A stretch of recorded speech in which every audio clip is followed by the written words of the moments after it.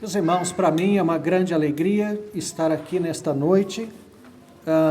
O ano passado não consegui estar com os irmãos, mas este ano, pela graça de Deus, podemos estar juntos, celebrando o aniversário desta igreja, e para mim é uma grande alegria poder estar com os irmãos e adorar a Deus assim. Vamos então abrir as nossas Bíblias no Evangelho segundo narrou Mateus, também chamado Levi, antigo cobrador de impostos, antigo publicano. No capítulo 5, leiamos os versos 38 a 42. Mateus, capítulo 5, a partir do verso de número 38.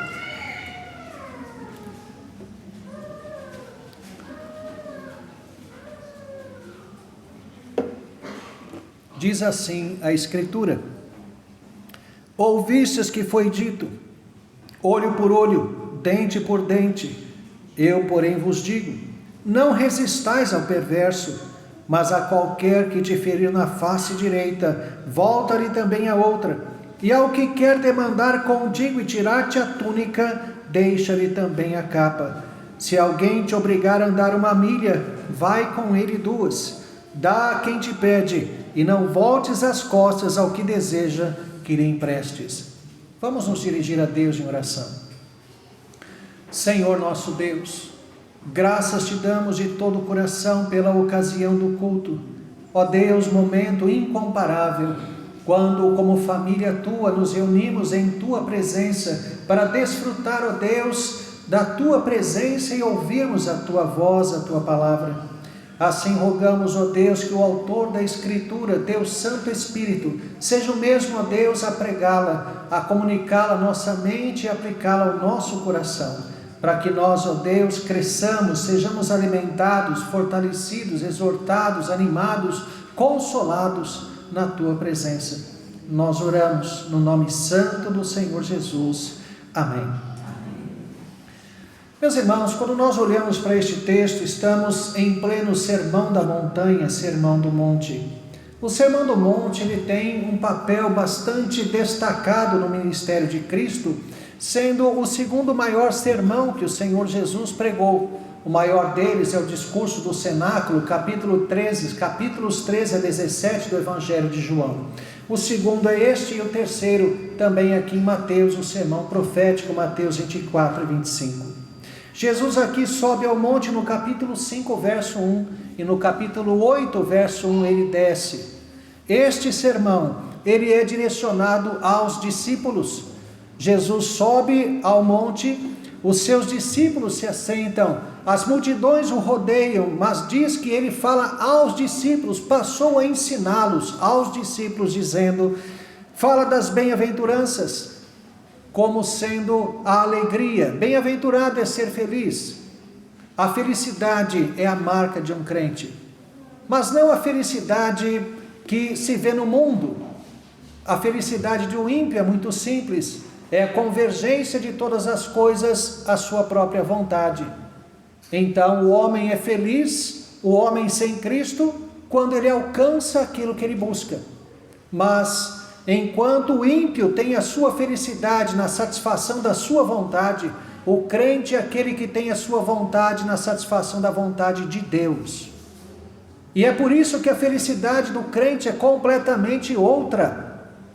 Ele não está preocupado meramente em preencher o seu coração com coisas desta terra. Ele quer agradar ao seu Senhor, ele quer viver para Cristo. E é por isso que ele é feliz, ele não está feliz. A felicidade para o crente é essência e não estado, e não é sentimento. A felicidade é uma certeza, é algo que não abandona o coração do crente. Ele pode estar chorando a morte do seu pai ou da sua mãe, e ele é feliz, porque a felicidade bíblica não se opõe à tristeza. A tristeza é sentimento, a tristeza passa, mas a felicidade é essência. É a paz, a segurança, a firmeza de um crente que tem a plena convicção de que Deus está no controle de todas as coisas e Ele é um salvo eternamente. Essa é a felicidade do crente. Não importa se doente ou são, rico ou pobre, se problemas na família ou não, problemas de emprego ou não, ele é feliz, porque ele tem essa certeza em Cristo. Depois de falar disto, das bem-aventuranças como sendo o perfil do crente, que é o perfil do próprio Cristo, Cristo viveu as bem-aventuranças, com a única ressalva que ele nunca chorou por seus pecados, porque não tinha, mas chorou pelos pecados do povo. Mas o que vemos nas bem-aventuranças é o retrato de Cristo. Então depois ele fala da responsabilidade do crente, que o crente não tem como se omitir. Ele é luz do mundo, ele é sal da terra. Ele foi colocado com o propósito de fazer do mundo um lugar melhor e para iluminar as trevas do mundo, tal qual cidade edificada sobre o monte. Obviamente, se ele é luz, a cidade está toda iluminada, estamos falando de ambiente noturno. Meus irmãos, só não vemos uma cidade edificada sobre o monte depois que a terra fizer curva. Não há como ocultar uma cidade edificada sobre o monte.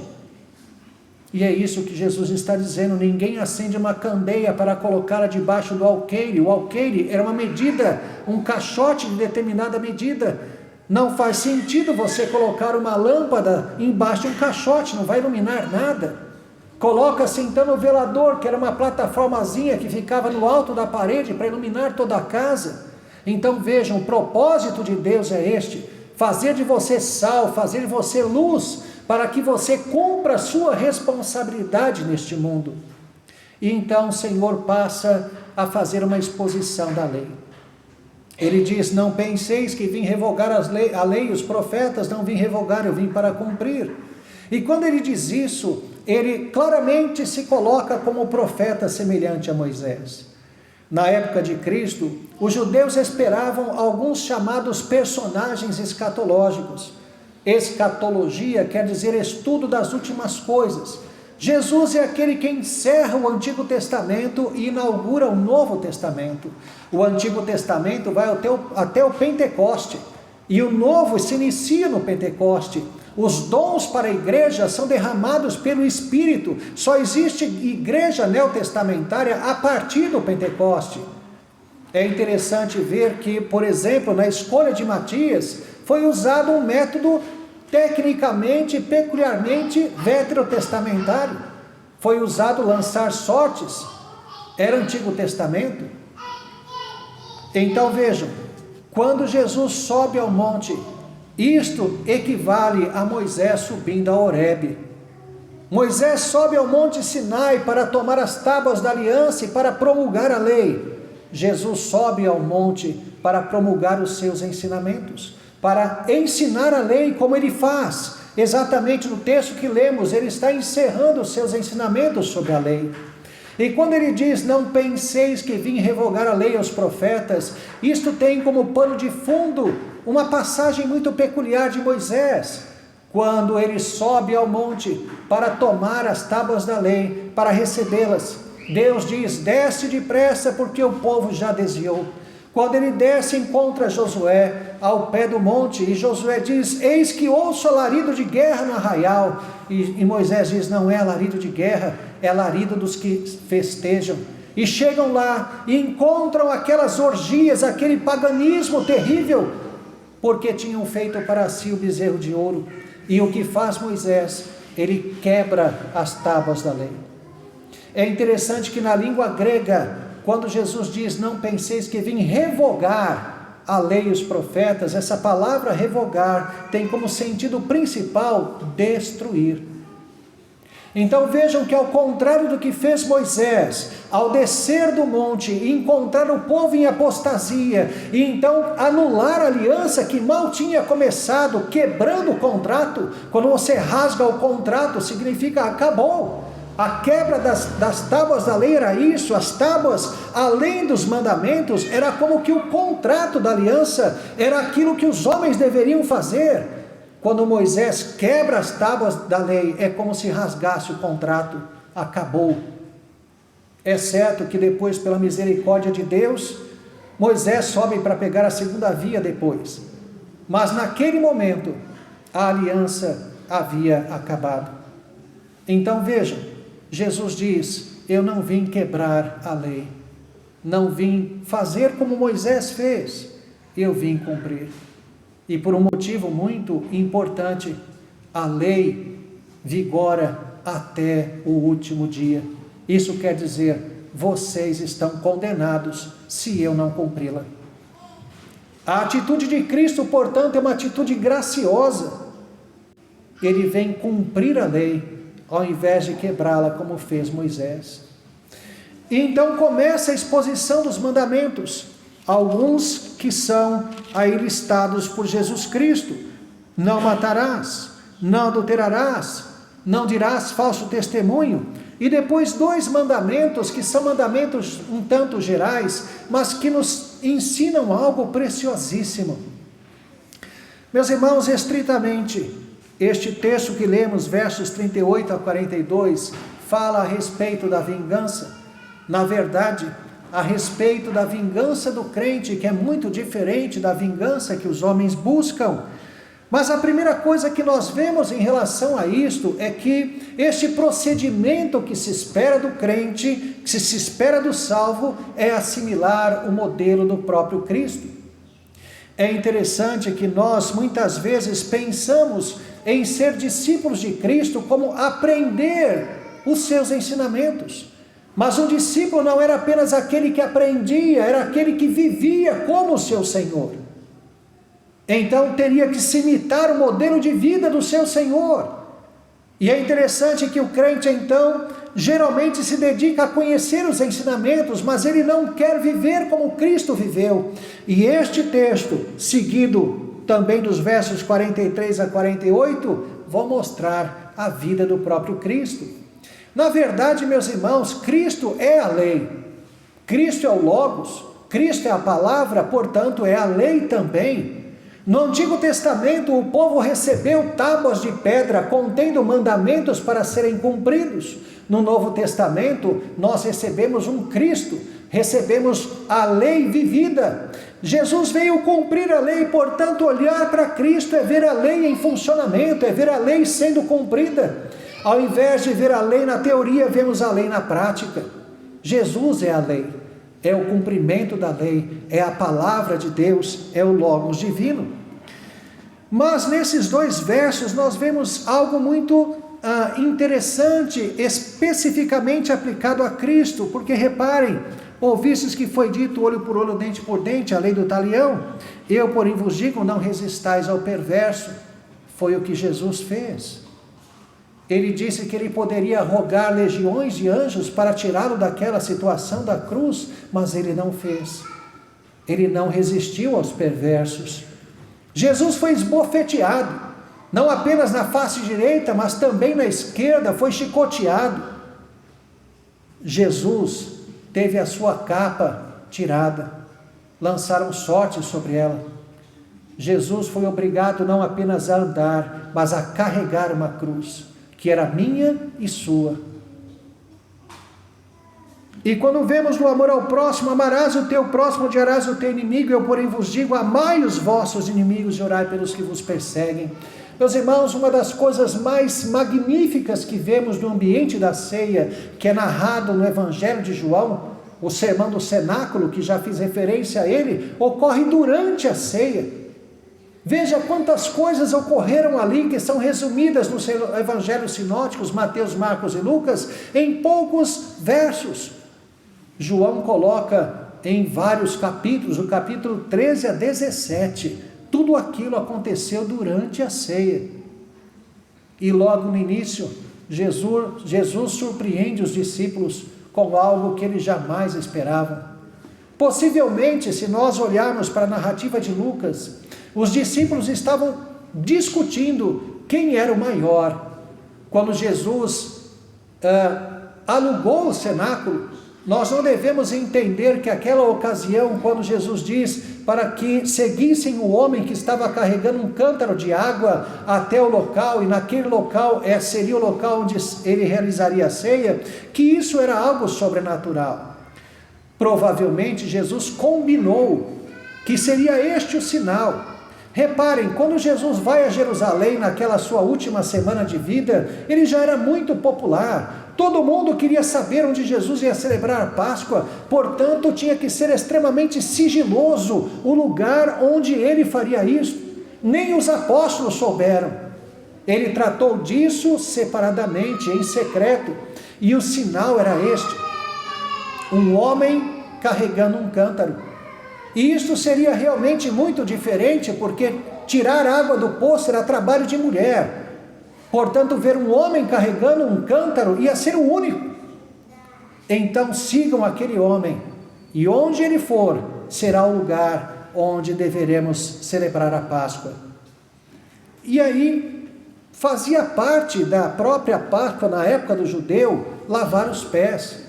Já era uma espécie de cerimônia de purificação incorporada à Páscoa, e que além disso fazia parte da própria higiene, porque você andar em estradas poeirentas de sandálias formava lama no pé por causa do suor. Então, para você celebrar a Páscoa, você tinha que lavar os pés, mas Jesus propositalmente não alugou um servo para lavar pés. E quando chegou ali, eles sabiam que tinha que lavar os pés. Um ficou olhando para o outro: quem é que vai fazer isso? Aí Jesus então tira suas roupas de cima e vai fazer. Por isso que Pedro diz: Senhor não pode me lavar. E então Jesus disse: se não te lavar, não tem parte comigo. Mas vejam, o que é mais surpreendente nisto, além deste exemplo de humilhação, é Jesus cumprindo o que está nos versos 43 a 48. Jesus lavou os pés de Judas. Jesus poderia ter lavado depois. Jesus poderia ter dito: o que tens a fazer, faz-o depressa, antes de lavar os pés dele. Mas ele lava o pé de todos, inclusive de Judas. Naquela época não se usava cadeiras como nós temos. Se assentava no chão, como é costume dos orientais. Usavam almofadas. Portanto, a ceia, a mesa, tinha a altura do assento do banco de vocês. E eles estavam deitados no chão, apoiados com o braço esquerdo e comiam com o braço direito.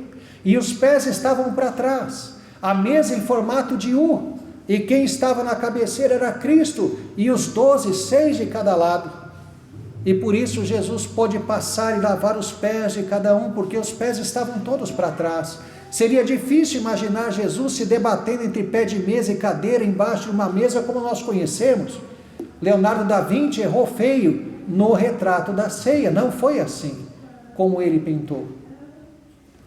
Então, vejam, Jesus fez um trabalho de servo, de escravo, ao homem que o vendeu pelo preço do resgate de um escravo. E ele sabia quem era. Tanto é que logo depois de lavar os pés, ele toma assento à mesa de novo e diz: um de vós me trairá. Imediatamente ele disse. Então vejam, meus irmãos, quando nós temos estes dois textos finais a respeito da lei, a lei do talião e depois amarás o teu próximo, odiarás o teu inimigo, que foi um acréscimo que fizeram à lei. Amarás o teu próximo é bíblico, tem até a referência aí no Antigo Testamento, mas odiarás o teu inimigo foi um acréscimo para torcer, para adaptar o ensinamento bíblico ao comportamento natural do homem, que trata bem todos aqueles que o tratam bem e trata mal aquele que trata mal. O homem naturalmente faz isso, mas Jesus toma esses dois princípios, depois dizendo: eu porém vos digo, amai os vossos inimigos e orai pelos que vos perseguem. A primeira frase de Jesus na cruz foi: Pai, perdoa-lhes porque não sabem o que fazem. Jesus fez isto. Por isso vejam, meus irmãos, quando nós olhamos para a lei, os 10 mandamentos, nós temos 8 proibições e 2 afirmações. As proibições, obviamente, tem o advérbio negação, não terás outros deuses diante de mim, não tomarás para ti o nome do teu Deus em vão, não farás para ti mais escultura, guardarás o dia de sábado, afirmativo, honra teu pai e tua mãe, afirmativo, não matarás, não adulterarás, não furtarás, não dirás falso testemunho, não cobiçarás, proibições. Mas quando nós vemos as proibições, não devemos entendê-las simplesmente do ponto de vista da negação, como se eu não fazer. Nós precisamos entender que é um sentido positivo dos mandamentos. Quando se diz não adulterarás, isso quer dizer invista no teu casamento e apoie o casamento dos teus irmãos também. Quando se diz honra teu pai e tua mãe, é um princípio que se aplica a todo governo, a toda honra. Quando se diz não furtarás, é para você apoiar o seu irmão em todas as causas materiais. Ao invés de você roubar, como diz Paulo, aquele que roubava não roube mais, antes trabalhe para ter com as próprias mãos o que acudir o necessitado. Isto é o que o crente deve fazer, é o sentido positivo. Então, há sempre isto: não matarás, trabalhe para o progresso da vida do seu irmão. Não apenas o não fazer, há um sentido positivo nessas proibições. Então, quando nós olhamos para isto, nós percebemos o quanto a lei tem um papel muito maior do que nós estamos acostumados a pensar. E Jesus, então, ele mostra que o que nós devemos fazer em relação à vingança, a vingança do crente é pagar o mal com o bem e o bem dobrado. Então veja, a vingança do crente é assumir uma vida como Cristo, é não resistir ao perverso, é você amar o inimigo, orar por ele, ao invés de resistir a ele. E você tem a vingança do crente como sendo fazer duplamente o bem àquele que te fez o mal. E isto quanto à própria agressão física e a honra, quanto à questão material, quanto à questão de obrigações. Então ele diz, não resistais ao perverso. Essa resistência aqui é especificamente uma resistência de tribunal, de você levar aquele que te feriu ao tribunal, à corte. Perceba, meus irmãos, que o que nós temos aqui é o exemplo de Cristo. Jesus não fez isso. O crente não é aquele que é covarde, não é aquele que simplesmente pensa na lei do menor esforço. Eu não vou entrar por isso, que eu sei que eu vou me incomodar, então vou deixar para lá. Isto não é cristianismo, isso é comodismo. O crente abre mão do seu direito pensando no exemplo de Cristo, que não retribuiu a todo o mal que lhe foi feito. Então não resistais ao perverso, mas qualquer que te ferir na face direita, volta-lhe também a outra. Quando se fala, meus irmãos, da face, é uma agressão física, veja, não é um espancamento, não é uma ameaça de morte iminente. Está se falando de um tapa no rosto, de um golpe no rosto. Dificilmente alguém morreria por isso. Isto é uma agressão física e uma agressão à honra. Os irmãos bem sabem que no judaísmo tudo que é direito, do lado direito é o lado da honra. A mão direita é a mão da honra, a mão esquerda é a mão da desonra. Com a mão esquerda, por exemplo, você se limpava depois de fazer suas necessidades. Você jamais cumprimentaria alguém com a mão esquerda, isso seria um insulto terrível. Você cumprimentaria sempre com a mão direita. Então, quando você tem a face direita e a esquerda, ferir a face direita é um ataque também à honra. A face é o nosso cartão de visita. Você não é reconhecido pelo seu corpo, você é reconhecido pelo seu rosto, pela sua face. Ferir a face direita era injúria, era ferir a honra. E de fato é certo que talvez golpes mais fortes em outras partes do corpo tragam maior dor, mas dificilmente nós seremos mais afetados do que com um golpe no rosto. Isso afeta mais do que o corpo, afeta a honra. Então Jesus disse, se alguém te ferir a face direita, se alguém te agrediu e feriu a tua honra, volta-lhe também a outra. Isso quer dizer, não resista. Haja como eu, Jesus Cristo diz, como eu fiz. E ao quer demandar contigo e tirar-te a túnica, deixa-lhe também a capa. Meus irmãos, a túnica era uma roupa de cima, que poderia ser até uma roupa cara, mas a capa era uma espécie de coberta que se usava, por exemplo, à noite. Na lei de Moisés era proibido até mesmo você penhorar a capa de alguém, porque isso exporia a pessoa a passar frio à noite. E Jesus está dizendo, se alguém então quiser tirar as suas roupas principais, não deixe apenas a roupa, dê também a capa. Veja que a atitude de Cristo é ir além. A atitude de Cristo é mostrar todo o desprendimento para com as coisas deste mundo. Veja como isto vai na contramão do cristianismo atual. Hoje os crentes buscam a Deus para ter, não para dar. Os crentes buscam a Deus porque querem o melhor emprego, querem a saúde, querem fazer-se centro de todas as coisas e colocar Deus como seu servo. Buscam a Deus para que Deus sirva as vontades do homem. A maior parte dos chamados crentes hoje tem esse modelo. É uma busca totalmente interesseira, não é uma busca de se tornar servo de Deus, é uma busca de usar Deus para os seus próprios interesses pessoais. E Jesus diz, não é assim. Tenha a capacidade de se desprender das coisas desta terra. Se alguém demandar contigo a roupa, deixa também a túnica. O cristianismo, meus irmãos, é cheio de privações. E não são privações que trazem amargura, mas privações que nos constroem tesouros nos céus. O crente que é habilitado para renunciar coisas desta terra, ele sabe que há uma herança gloriosa para ele nos céus, que ele está acumulando tesouros nos céus, não na terra. E muitas vezes somos confrontados com isso. O próprio Jesus confrontou o chamado jovem rico, que era dono de muitas propriedades, que acreditava que cumpria a lei.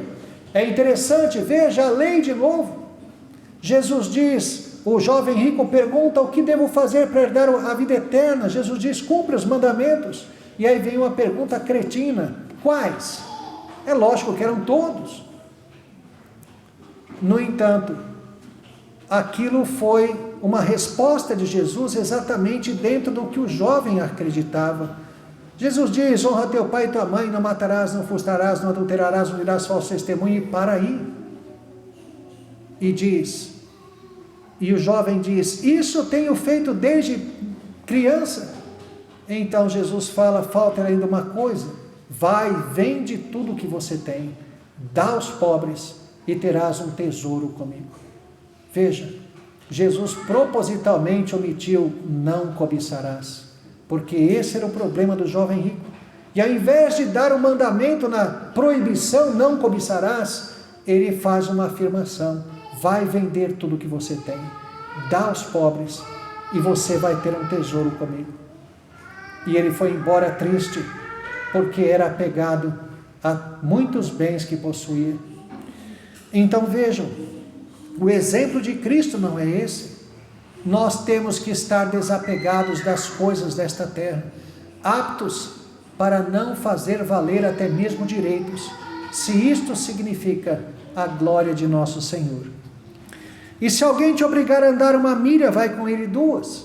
Veja, era muito comum, o soldado romano, ele tinha autoridade para pegar qualquer transeunte, qualquer um que estivesse passando, e ordenasse que ele fizesse um serviço que estava urgindo ali. Então, havia alguma necessidade de ser feita, vem você aqui, faz. Simão Cirineu carregou a cruz de Cristo. Ele não fez isso por vontade própria. Ele fez isso porque o soldado pegou e falou, leva. E ele levou. Era isso. E então diz Jesus, se alguém te obrigar a andar com ele 1 milha, vá com ele 2. E veja que nesse sentido, o benefício não é apenas para aquele que te obriga, mas você também está livrando uma outra pessoa de ser obrigada a fazer aquela milha adicional que você está fazendo. É um benefício que alcança outra pessoa também. Então vejam como que aquilo que Jesus ordena é mais do que a vingança, aliás, é mais do que o mandamento diz. A lei do talião, que regulamentava o trato do Estado para com o indivíduo, reparem, o Estado não pode chegar para o ladrão e dizer, olha, não faz mais isso, tinha que ser retribuição. Imagine se um ladrão soubesse que se ele for apanhado, ele vai ter que pagar até o último centavo, tudo que ele roubou e às vezes até com multa. Ele preferiria trabalhar já normalmente, sem dúvida alguma.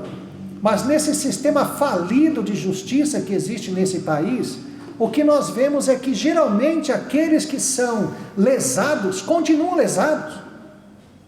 Se foi roubado, muitas vezes o bem roubado não volta e o prejuízo é seu. Isso é justiça? Isso não é justiça em lugar nenhum. Justiça é este que roubou me pagar tudo que ele me roubou. Isso é justiça. Não, mas aí tem direitos humanos, que é outra hipocrisia enorme, na maioria das vezes. Então vejam, o que nós vemos é que o mandamento, a lei do talião, ela regulamentava como o Estado trata o indivíduo, mas o judeu estava tomando olho por olho, dente por dente, para regular o seu relacionamento com o próximo.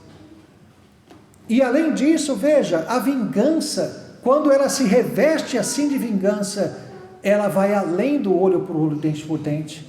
Aquele que vinga, ele quer se vingar com força maior, com algo pior do que ele recebeu. Então veja que a vingança, ela é injusta em todos os sentidos, porque nós não temos diante de Deus o dever de nos vingar. A mim pertence a vingança, diz o Senhor. Não vos vingueis a vós mesmos, ó amados, mas dai lugar à ira. A ira de Deus, não a sua. Deus vingará.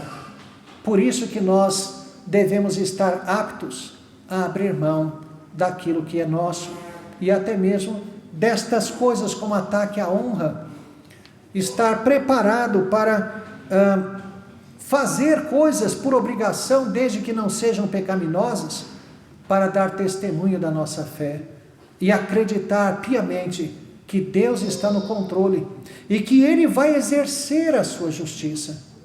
Meus irmãos, veja, a vingança do crente não é querer ver o seu inimigo destruído, é ver o seu inimigo salvo.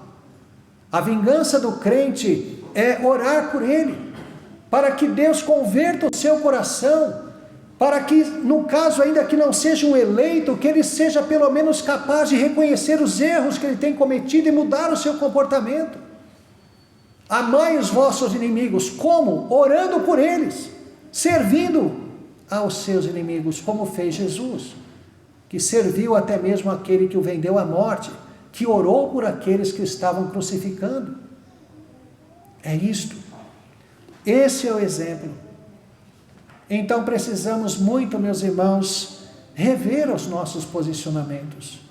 O tempo passa e a igreja vai se acomodando em modelos de vida evangélico que não é bíblico, que não são bíblicos, colocando Deus como servos da própria vontade, buscando em Deus a realização dos seus sonhos. O crente só tem um sonho, servir a Deus com integridade, é só isso. E o Senhor o abençoará grandemente. Então, o meu desejo, a minha oração para com essa igreja, é que todos nós aprendamos o que é a lei de Cristo. A lei de Cristo é pagar o mal com o bem. A lei de Cristo é não exercer direitos, é não se vingar. A lei de Cristo é estar preparado para receber o dano. É interessante que, vejam o verso 42.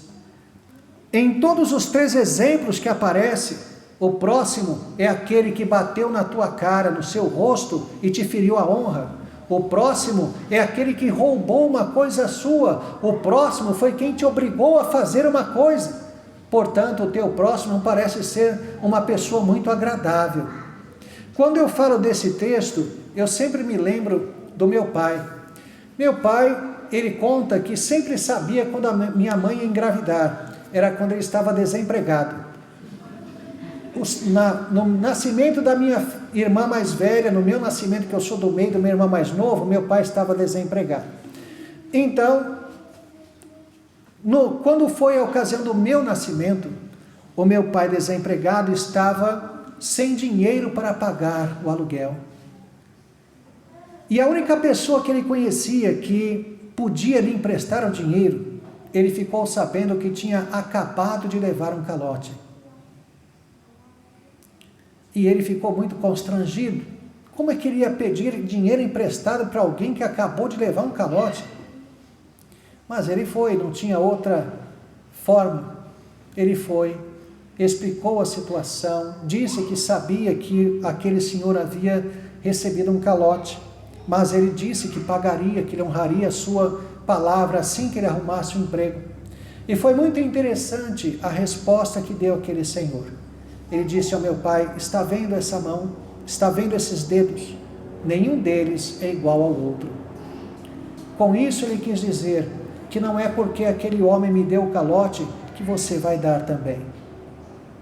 Então veja, nós, muitas vezes por uma questão de conforto, preferimos não mexer com o próximo, não mexer no sentido de ajudá-lo, de nos colocar à disposição dele, porque isso dá trabalho, isso vai te custar tempo, às vezes dinheiro, e você prefere ficar simplesmente na sua.